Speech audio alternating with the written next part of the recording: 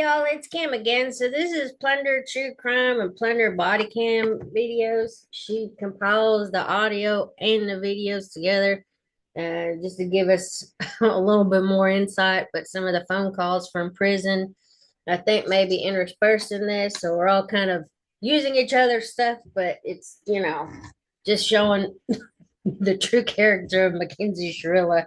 Anyway, I mean, it's just kind of like for entertainment discussion if you want to discuss it. But anyway, I mean, I'm just digging into all these cases because it's just some of these people are just ridiculous. And then you kind of want to figure out why they do the things that they do.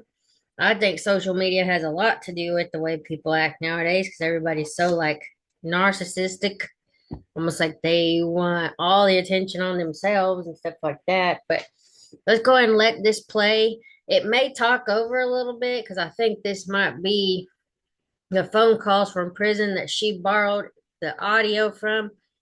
And then she put in these little clips of Mackenzie like doing social media stuff. So it may sound kind of a little chaotic at first, but we'll try to get through it. But let's go. Hello, this is a prepaid collect call no from remorse and no sadness after the car accident. an incarcerated individual at Cuyahoga County Corrections Center. This call is not private. It will be recorded and may be monitored. If you believe this should be a private call, please hang up and follow facility instructions. I don't feel bad for her. Number as a private She's number. just mad because she got in trouble for it later. Can you ring me now? Start the conversation now. Hello? Hey, somebody wrote me. What do you mean? I have a letter. I have a letter. Oh. Okay, ready? Yeah.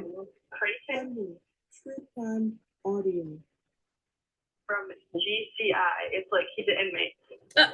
Oh. That's the last thing she needs. Sure, he's an inmate where you are? What? No, he's somewhere else. Okay. You want me to read it to you? Do you think you should? It's not bad. Okay.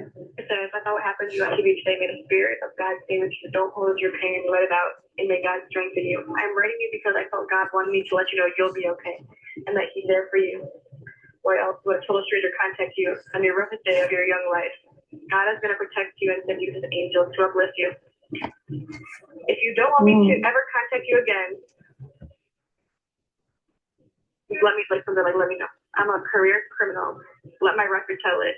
I lived in Middleburg Heights last year and got drunk one night and He's a career criminal. And she's a double murderer. What a match made in hell, I tell you. Even if it's just a friend, you don't need friends like that. You're not supposed to make friendship with felons, just FYI. So if you ever go to prison. kicked my apartment door and ended up in prison for 18 months. I get out December 7th, 2023. With good days, this is my 5th time in prison for stupid shit I did when I was drunk. I'm 45 years old with 1 daughter and 2 granddaughters. I love them and they love me. I'm an alcoholic, and since I've been in here, I've been receiving treatment. I'm originally from East Cleveland, right next to Cleveland Heights off Superior and Euclid. Anyway, I'm writing you to send you scriptures and let you know.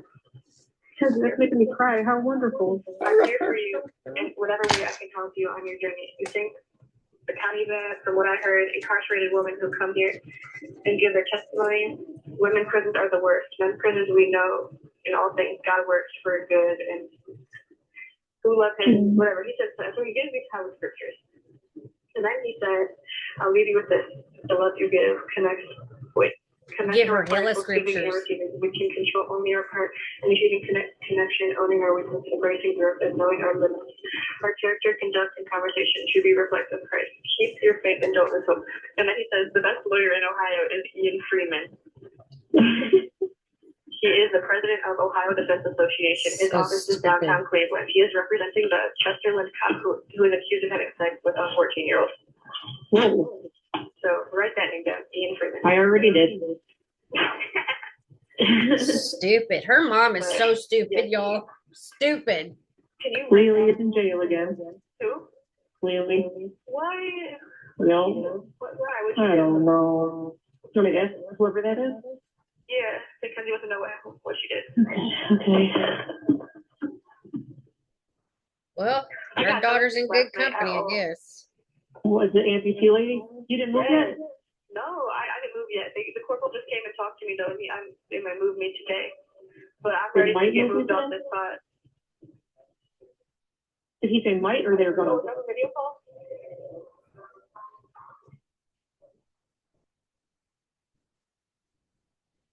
Oh my god, okay. What? I was gonna say I have a video call at 7:30 and 8 and 6. Okay. Grandma messaged me. Oh. Wait, did he say he might move you or he's gonna move you? Well, I was told I am moving today, but she said he's gonna like get me moving soon. I'm pretty sure I'm moving today. I dropped her shirt off this morning. Okay. So they said they would get it soon. If they don't, then they don't, but it's there.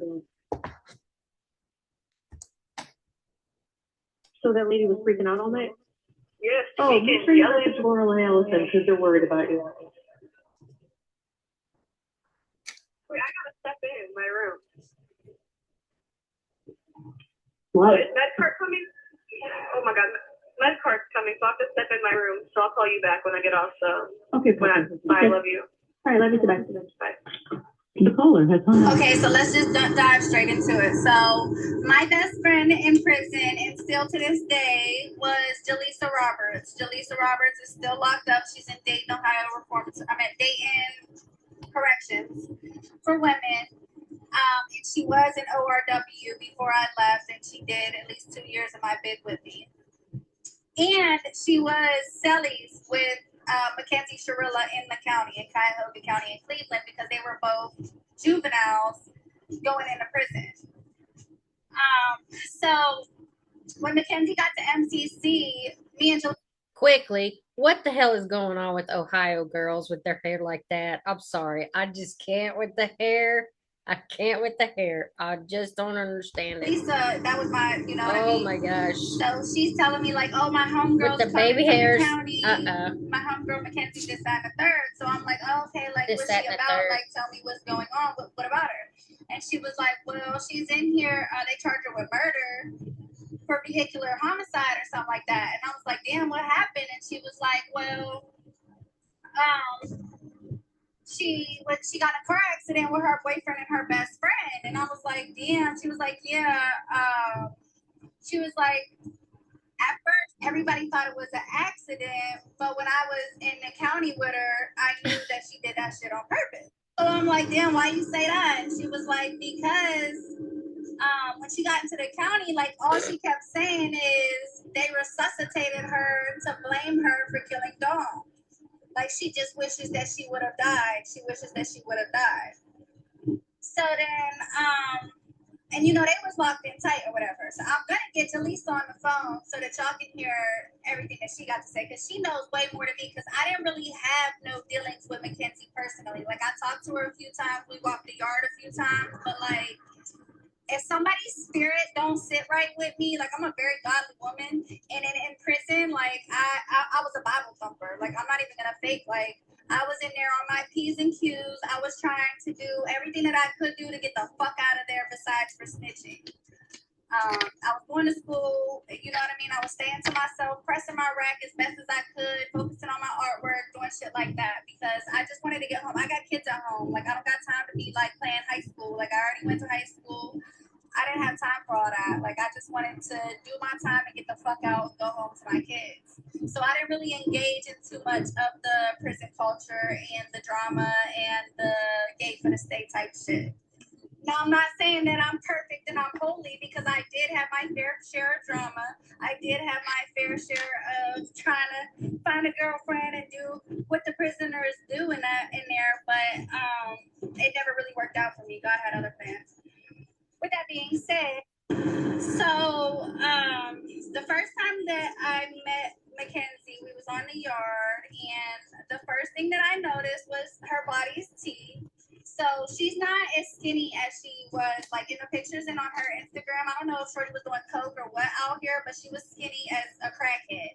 And in jail, she got some weight on her, and she got a little thumper. She got a little ass on her. So she got a nice little shape. So that's the first thing that I noticed. I'm like, okay, Shorty body teeth.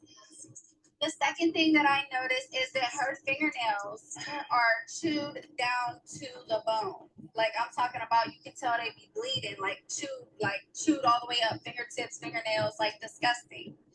So I'm like, ugh. And then the third thing that I noticed is she's got like I don't know if y'all ever had a conversation with a meth head, but they got like a tick to them, like you know what I'm saying? Like they got like this tick to them, and she's got that. Like she's got like I'm not saying that she's a meth head, but she's got like something is off about her. Like so it's just like it's almost like talking to a squirrel. Like you're talking to her, you're having a conversation, and then 10 seconds later, like she's like, oh, blank. You know what I mean? Blanks out and not passes out like a medical condition, but like her mind is just not there. So the first time we was walking around the yard and we were all talking about it, the first thing that she said to me was that she was supposed to die in the accident, but they resuscitated her so that they could have somebody to blame for killing Dawn. And she was like, it's a big conspiracy. So I'm like, oh, okay. Damn, that's kind of fucked up. I feel bad for you. Mind you, I'm like, I got discernment from hell. So not from hell, from God.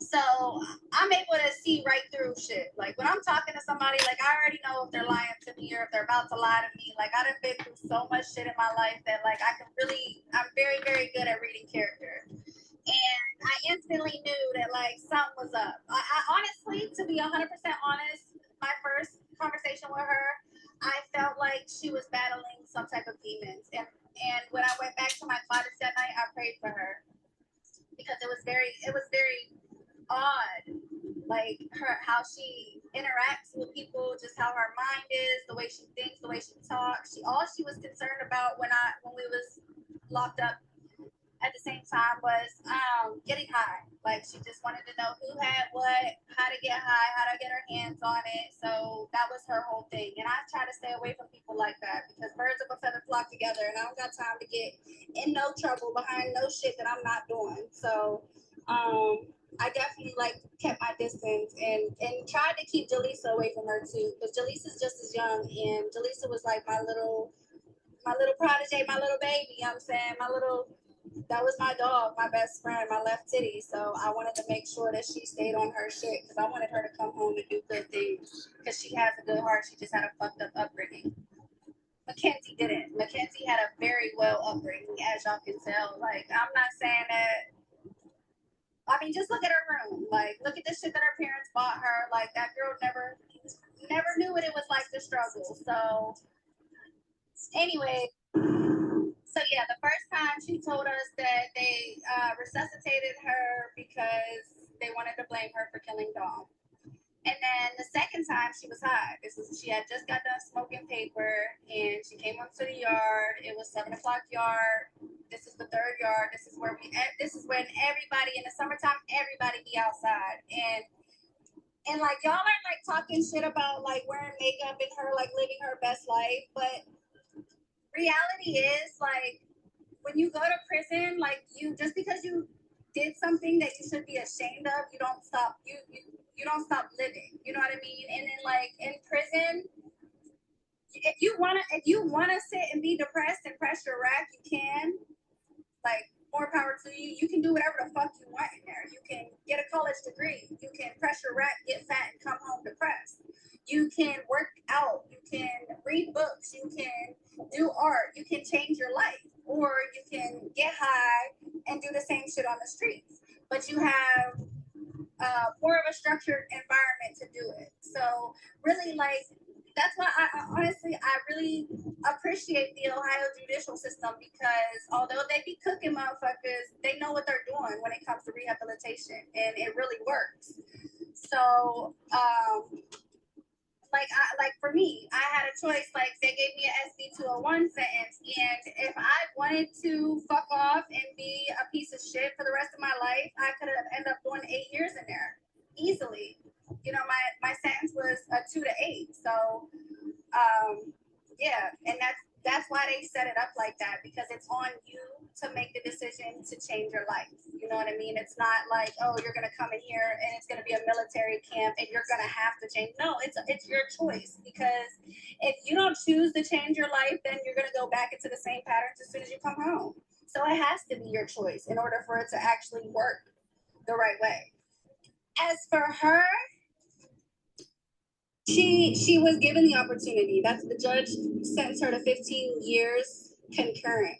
Meaning after the 15 years, if she learned her lesson, she did what she had to do, she utilized those programs in there and she showed some remorse, she could come home and be an outstanding woman. She could be, change her whole life around and then use this fucking tragedy to help somebody else. To help another girl that's dealing with that type of toxicity, that type of double-minded thinking, those type of demons, whatever she's going through. But the judge gave her that for that reason, because it's either in 15 years you'll do what you got to do and come home, or you'll spend the rest of your fucking life in there. And that's exactly what the judge told her. Like, I believe that you're going to spend the rest of your life in jail. And I believe that too. One conversation with her and just seeing how she moved on the yard and in prison, I believe that she's going to spend at least 30 of them in there for sure. So my second conversation with her, she was high off paper and we was walking the yard and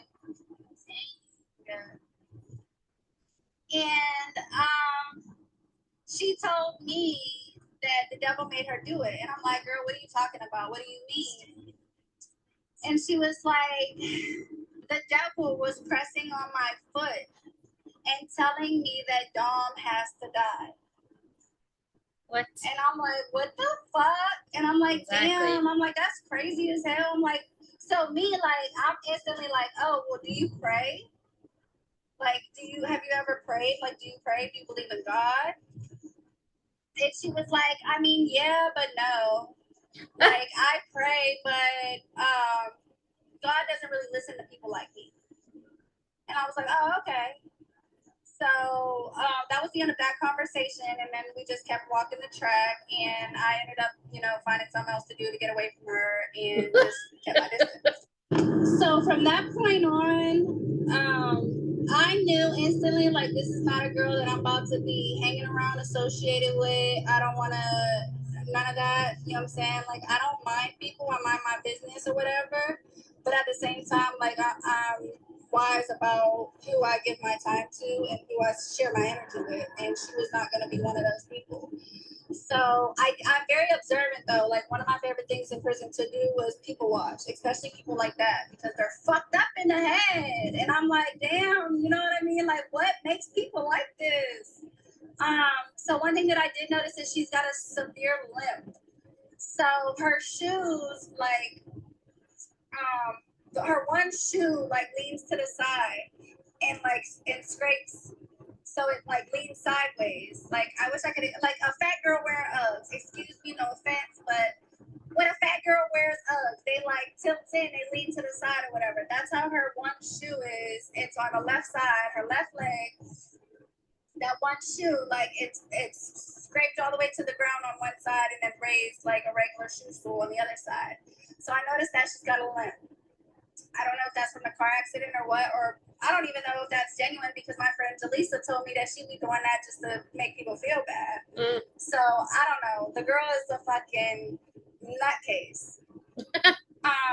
But one thing that I will say about her and give her flowers for is that she is so artistic. Like, she is so very artistic.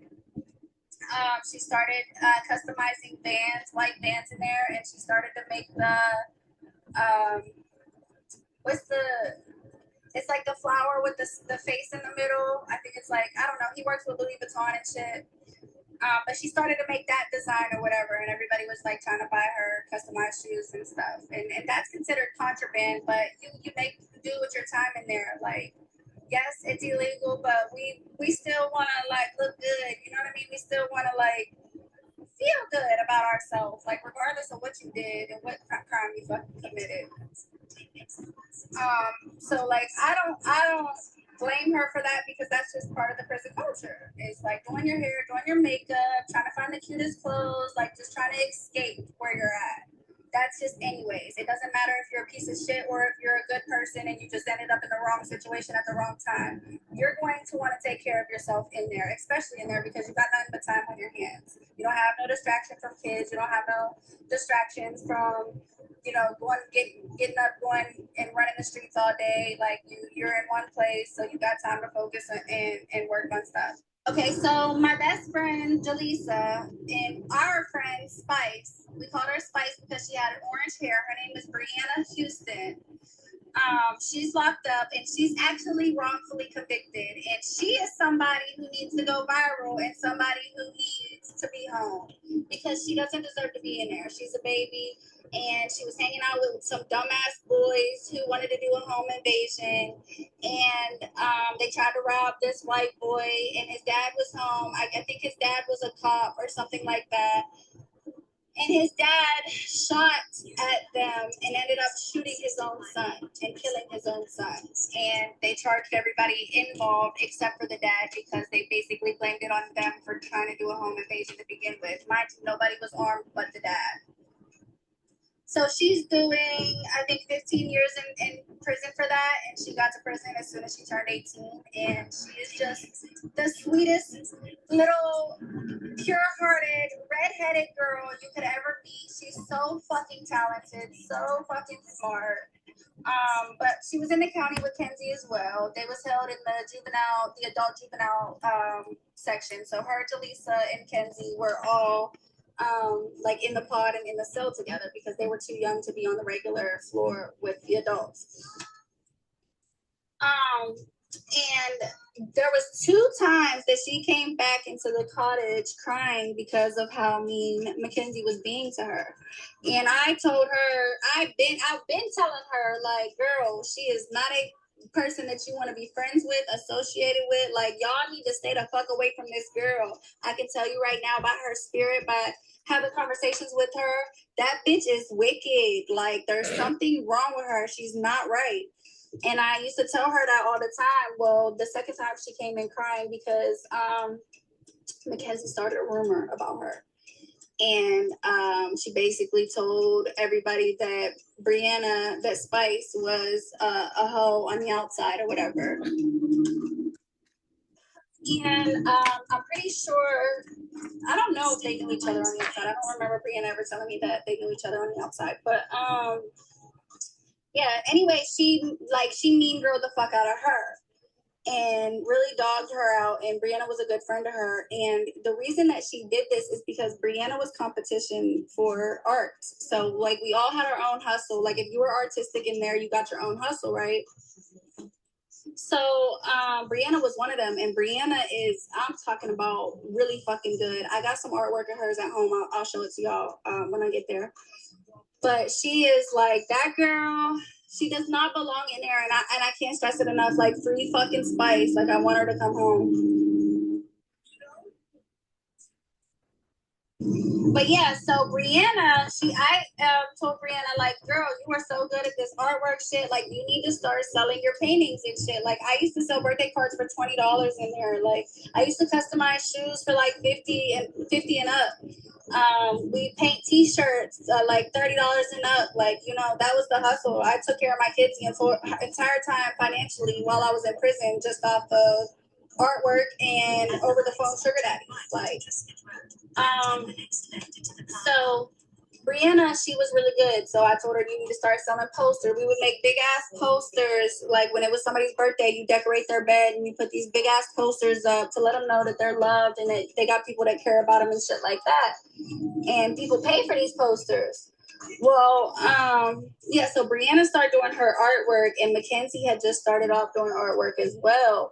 Well, Brianna became Mackenzie's competition because Brianna was better at artwork than Mackenzie was. And in Mackenzie's mind, she just felt like there wasn't enough money in the prison to go around for them to both coexist. So she started a big ass fucking rumor to belittle Brianna and make people hate Brianna. But really, Brianna is a really good girl and everybody loves Spice, you know what I mean? So like everybody was like, as soon as Spice revealed that she could do artwork, like everybody was trying to buy from her, everybody. So That made Mackenzie jealous as fuck, and nobody really wanted to deal with Mackenzie except for like the, you know what I mean, the weirdos, the studs, like shit like that, like people that were. Long story short, everybody could tell that This has been the longest damn story about basically Mackenzie being a piece of shit person. That's all I hear. something was off about Mackenzie. Yeah, no kidding. Wow. Anyway, thank you to Plunder True Crime. I'm sure phone calls from prison and also Plunder Body Cams for putting all this together and then finding this Anna's video. I couldn't find it, so it may have been taken down for whatever reason, but I will talk to y'all later. Y'all have a good day. Bye.